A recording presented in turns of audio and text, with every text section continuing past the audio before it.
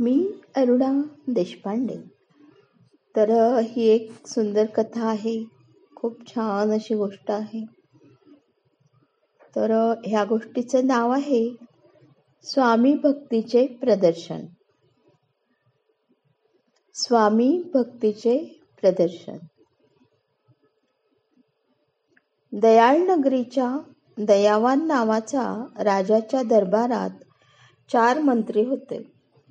त्या 4 मंत्र्यांपैकी 3 मंत्री फक्त राजाच्या पुढे पुढे करणारे, राजाची प्रशंसा करून स्वतःचा फायदा करवून घेणारे होते. 4था मंत्री मात्र दूरदर्शी, विवेकी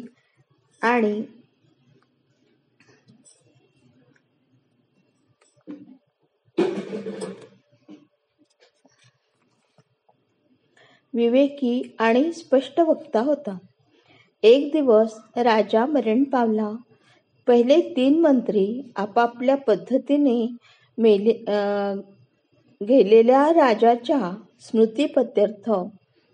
स्मृतीप्रित्यर्थ वेगवेगळ्या गोष्टी करून आपल्या स्वामी भक्तीचे प्रदर्शन करीत होते. पहिल्या मंत्र्याने नगरातील चौकोनात बहुमूल्य दगड वापरून स्मारक बनवले. दुसऱ्याने त्या स्मारकात मौल्यवान रत्ने जडवली. तिसऱ्याने राजाच्या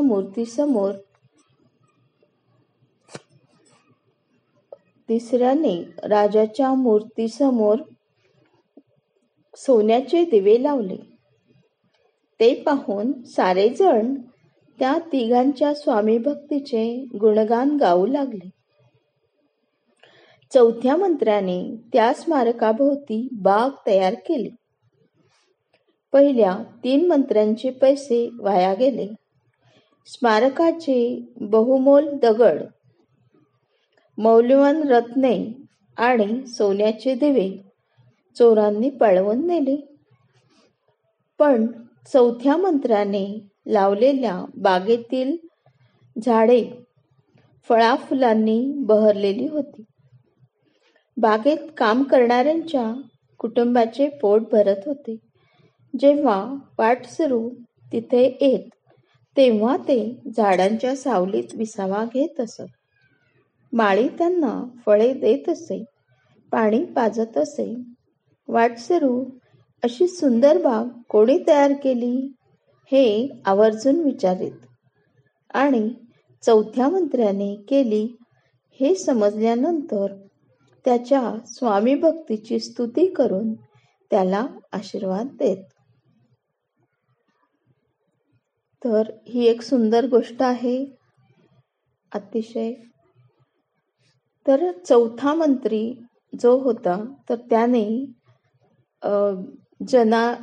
जनकल्याणासाठी सगळ्यांना उपयोगाला होईल असं आणि बाग तयार केलेली सुंदरशी, आणि बाकीच्यांनी हिरे वगैरे केलेले लावले होते.